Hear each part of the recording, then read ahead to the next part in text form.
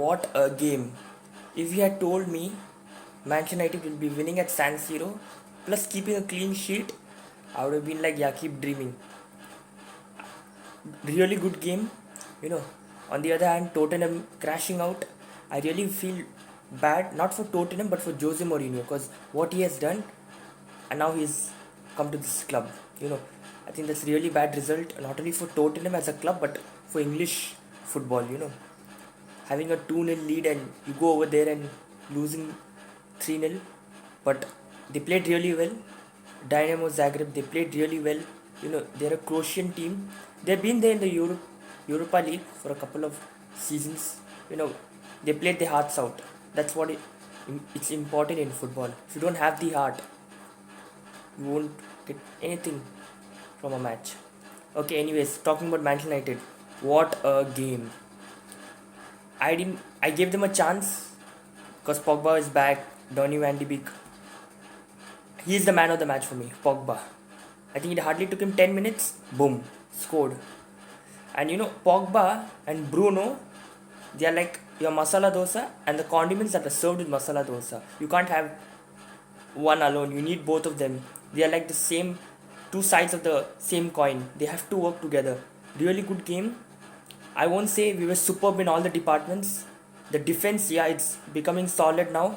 Maguire, Lindelof, I think you're performing all right consistently.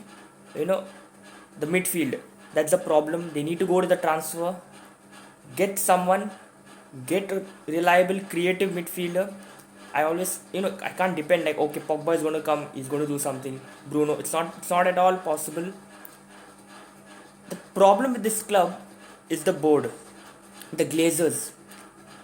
They see one match, if we win, they're like, yeah, everything's fine. No need to spend any sort of money. That's not the way it works.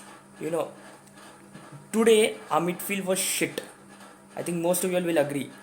It was shit. Somehow we won. It's not going to work out every time if you play a bigger team, say like PSG. It's not going to work. Did you see what Chelsea did yesterday against Atletico Madrid? God forbid if Chelsea was there in the Europa League and we had to face Chelsea with our midfield, McTominay and Fred versus Kante. Oh my god. I think he's enough for both of them. So they need someone in the midfield. But talking about the positives, Henderson is good. Shaw, really good. I think he's transformed himself since I think Louis Van Gaal left. That period between Jose Mourinho and now, he's doing really, really, really well. I think if not the best, he's one of the best left backs right now in the Premier League. Really good job. Hopefully he doesn't get injured because he's playing match in and match out. Rashford, he's young. If he's not fit, Ole should rest him. Because no point playing a 75% or a 50% fit Rashford who might give you a goal, score a goal or assist, but he's going to get injured for a 1 month or 2 months. So he has to rest him because he's playing match in and match out, you know. He has to rest him, you know. Give some other guys a chance. You know, he has to rest him because it's going to affect us long time. Big time is going to bite us in the ass. He needs to rest him. Others, Daniel James, as I said in my earlier video, you know, he's like Lightning McQueen but without anything in the head, you know. I won't mind selling him off, but I need someone to cover him up, you know. Cavani is going to come in, I think, after 2 games. Cavani, Martial. Hopefully they can do something for our team. And really good game. I'm happy, over the moon, that we have beaten AC Milan. Because I remember when we got Real Sociedad, everybody was like, you have got the toughest draw. We beat them. Then we got AC Milan. Everybody's like, this is the toughest draw. We beat them. I don't want a tougher draw. Hopefully we get a average or a weaker team right now because I think we are due to get a average or a weaker team after facing Sociedad and AC Milan. Hopefully some Spanish teams, because Spanish teams are not doing very well right now. I was just going through the Europa League who and all I've gone through. There's Granada, there's Villarreal. Hopefully out of do someone, and hopefully not Arsenal and Ajax. It's not that I'm scared to face them. Very unpredictable. They are very unpredictable. You could see yesterday they're very unpredictable. So I would rather not face them. But it's a good game. We have to keep this consistency.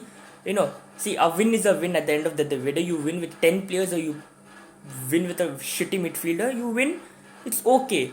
But in the long run, when you face bigger teams, it's going to be a big problem. Big problem if your midfield is not functioning properly, because they are the one who are going to feed the ball to the forwards. Buying the Ronaldos, the Mbappes, the Haalands, it's not going to fix this team. It's not going to fix this team. They need someone in the midfield and obviously the defense. Big victory, morale boosting victory, because you're going to face Leicester on Sunday. So 2 wins out of 3. We started off with West Ham on Sunday midnight. I think we have kept a strong hold on the second place. Hopefully we don't drop points.